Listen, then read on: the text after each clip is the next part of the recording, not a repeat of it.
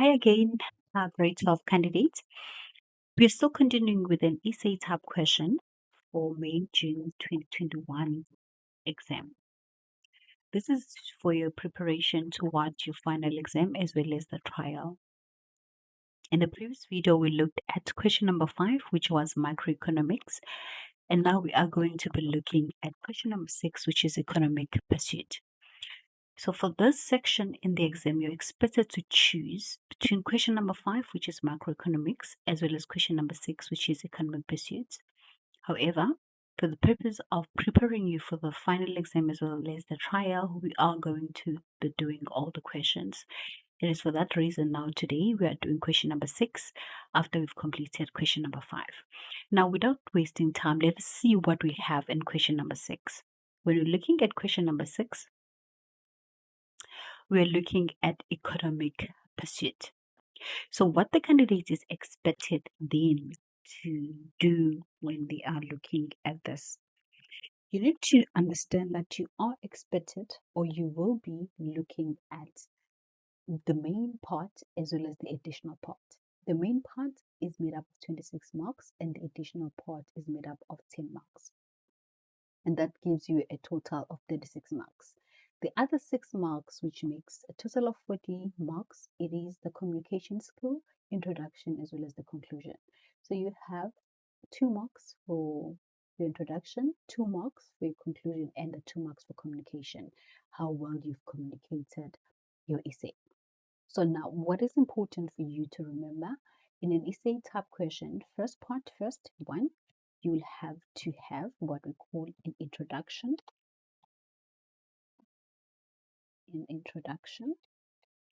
And then the second part, you will need to have the body. So the body, it made up of 2 things. It's the main part and the additional part. So you expected to have what we call the body. And the body for the essay in economics, it has what we call main part,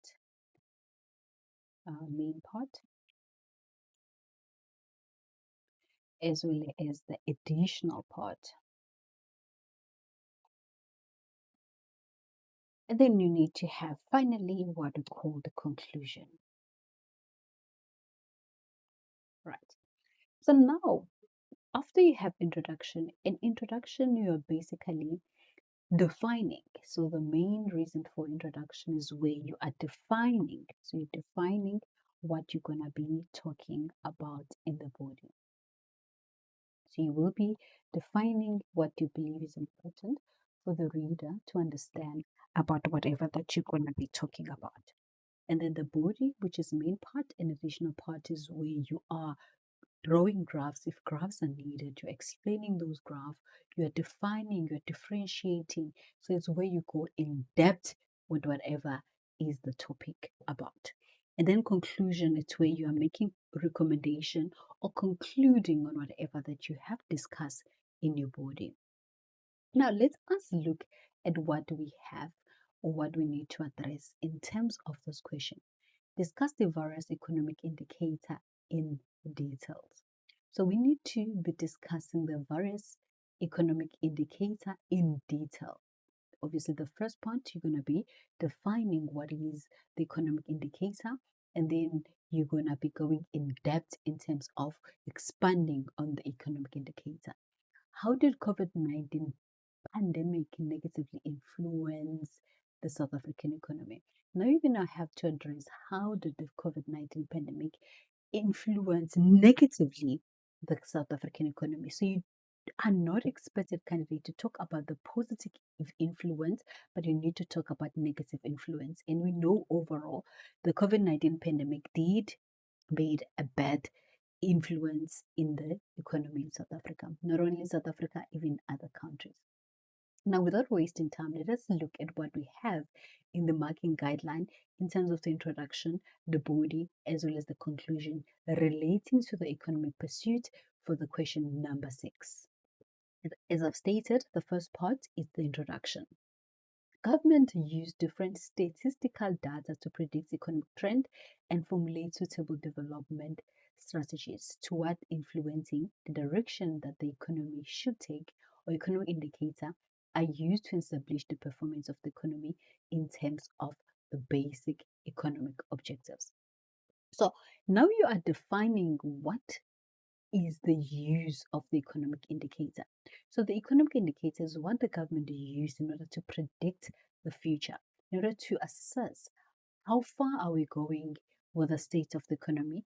They are using the economic indicator to predict the future. So basically, these are the statistical. Governments use different statistical data to predict economic trends and formulate suitable developmental strategies toward influencing the direction that the economy should take. Economic indicators. So next, what we're going to be looking at, we are going to be looking at the Body, main part. Right.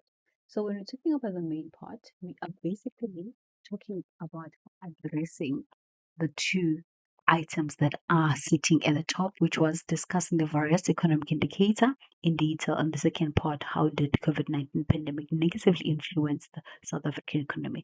So those are things that we need now to discuss more in depth, or in detail rather, as now we are addressing what is important here.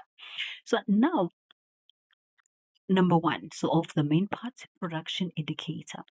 Nominal GDP at current or market prices. Nominal GDP cannot be used because the amount tend to be overestimated. So the reason nominal GDP is not used, it is because of the fact that it has an effect of inflation. So the true value cannot be determined unless the GDP is taken out, or it's not part of the perspective of the indicator. Real GDP at constant price. The growth performance of the economy is measured in terms of the real GDP figures. The real GDP is obtained from when the effect of the inflation is removed from the data. When the nominal growth is 8% and inflation is 3%, the real GDP, the real growth is 5%. So you can see, as we talk about production indicator, first part we are talking about the nominal GDP, and we are stating that the nominal GDP is not a good indicator as it is overstated. And the reason that it is overstated is because of the fact that it has an effect of the inflation. And then now when you come down, then you are saying that the real GDP is the best performance indicator that is used on the basis of the fact that it is not taking into account inflation. So you're looking at the real growth without taking into account the inflation. And then we're looking at per capita real GDP. Per capita real GDP is calculated by dividing the real GDP figure by the total population. So what does that mean is that you're looking at the total production of the country and you're dividing by the consumers, which is the total population.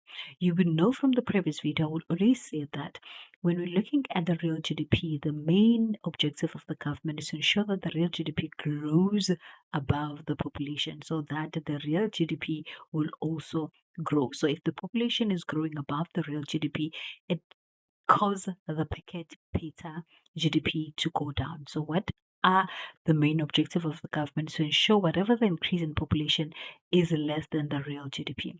The purpose of per capita real GDP is to indicate economic development, indicate standard of living, comparative living standard between the countries. So now the reason that we have the real GDP per capita is to see how well people are living in the economy, and that can be seen from the real GDP.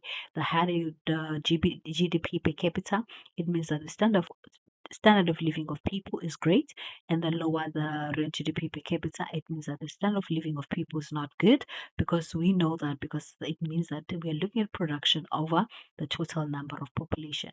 And then also because now it can therefore be used to compare with other countries. So we're expecting to have greater GDP per capita compared to other countries. If it does so, then it means the economy is doing well. Then the second part is the productivity indicator. Now we've looked at the production indicator. Now we're looking at the productivity indicator. So in the productivity indicator, what are the first thing that we look at is the labor productivity, which moves closely, particularly in relation to real wage increase. In South Africa, productivity increased less than the labor remuneration. Labor productivity is measured by dividing the real GDP by the number of workers employed, right? And then the remuneration per capita is also part of productivity indicator. The remuneration per worker in productivity increase are lower than real wage increase. So if productivity increase are lower than the real wage increase, inflationary pressures well, okay. So what does that mean? Because now the production it increasing, then the real wage increase, it's gonna have the inflationary pressure. The relationship between productivity and wage is crucial for employers survive in the various markets and the workers to survive on the various salaries.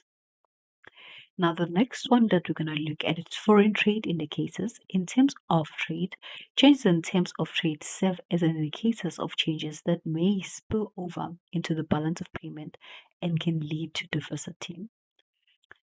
Terms of trade will deteriorate if greater volume of export must be produced to keep export earning constant. The exchange rate.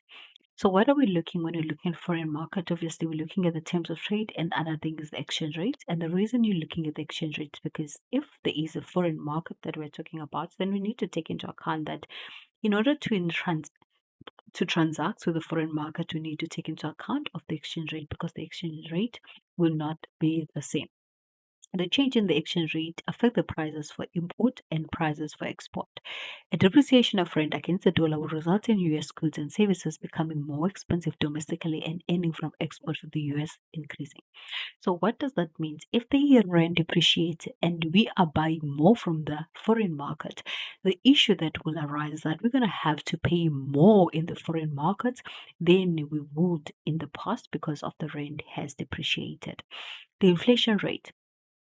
The inflation can be described as an increase in the general level of prices in the economy that is sustainable over a period of time. South African Reserve Bank aims to keep the inflation rate stable between 3 to 6%.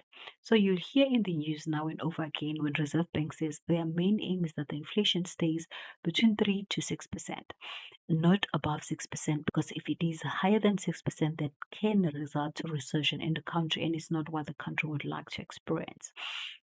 So now the inflation rate is also part of the indicator that is used by the economy to assess how are we sitting in the economy. So the higher the rate of inflation, that means the economy is not doing well, then Reserve Bank, through monetary policy, they need to take some actions to monitor the inflation rate. The following instrument measures inflation: Consumer Price Index or CPI. This is the weighted average of prices of the general basket of goods and services likely to be bought by the consumers. And then production price or PPI measures the prices of local produced goods when they leave the factory and imported goods when they enter the country. Serves as an indicator to predict consumer inflation or to predict CPI. And the other indicator is employment. The economically active population or labor forces. The official employment ages in South Africa are between 15 and 65 years who are willing to work and include workers in the formal sector, informal sector, employers, and self-employed person and, and unemployed person. So how are we measuring that? We are using employment rate as well as unemployment rate. The number of employed person expressed as a percentage of EAP gives the employment rate. The South African employment rate was 70.9% during 2009 and is not accompanied by a similar growth of unemployment numbers. So if we look at what we were sitting back in 2009, we were saying that we had employment rate of 70.9%. That means only 19.1% of only 29.1% people were unemployed. So the greater the number of people who are employed in the economy, that means the economy will be doing wonderful or will be doing well. And the reason we are saying that is because that means there will be more money available for people to spend on goods and services, and subsequently that will boost economic production as well as sales correction. And then we look at the unemployment rate. The unemployment rate, you understand that is the number of people that do not have work and are actively in the market to find the job. The unemployment rate is expressed as a percentage of unemployment person out of the total number of people willing and able to work. So we need to take into account that those people need to be willing to get a job and should also be able to work. South Africa, the official employment rate was 29.1% in 2009, and it's the most important cause of poverty. So the higher the unemployment rate, that means that we are sitting in a place where we call it people are sitting on the under poverty, or rather, what are we saying? We're gonna be saying we are sitting under recession.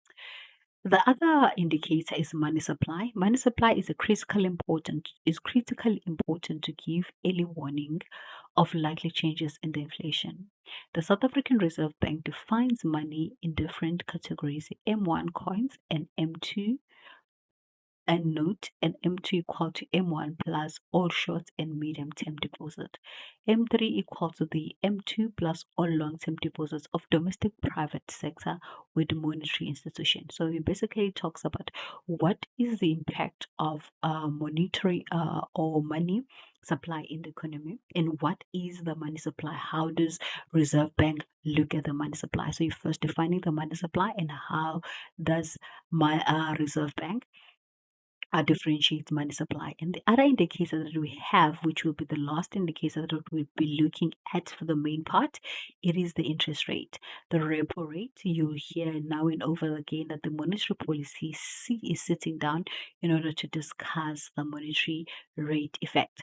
So what are we talking about when we're talking about repo rate? The repo rate, the rate at which South African Reserve Banks lends money to commercial banks. So that is what Reserve Bank lends money at. And you must take note that as soon as this repo rate goes up, then the lending rates, which is the rate me and you pays on the car and the house, which are based on the variable rate, it will also be impacted, because if the Reserve Bank is increasing and how much they're borrowing the banks will subsequently need to also increase on their side.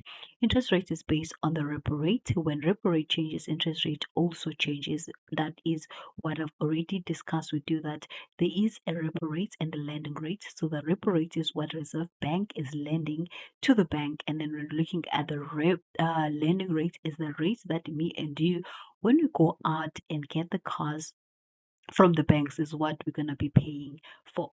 And the next part is the additional part. You recall that the additional part is where we're looking at the negative influence of the COVID-19 and the pandemic. So what are those negative influence that pandemic came about in South Africa? Shutting down industry and business sector resulted in the reduction of production and of the non-essential goods or services. You recall that during pandemic, some business had to close because they were not delivering essential goods. So the only shops that could still work properly was shops which were selling food, as well as those that were selling your medicals like your pharmacy.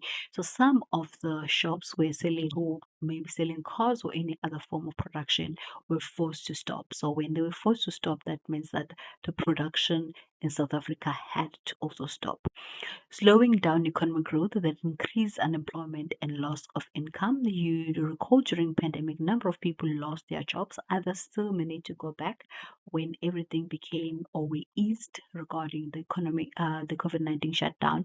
However, not everyone was lucky to be able to go back and find jobs. So for that reason, that did affect the economy a lot, right, in terms of unemployment as well as loss of income. Restricting global trade reduced the demand for South African products. So there was a restriction in terms of the trading in the global market because of the issues of COVID-19. Obviously, that had an effect on the demand as well as the sales in the country, contributing to more balance of payment problems as export decreases, right? So we were currently sitting on a deficit when the COVID-19 started. By us restricting the trade, the international trade, it made things even worse by reducing, by even increasing further the net deficit in terms of the balance of payment, BBP.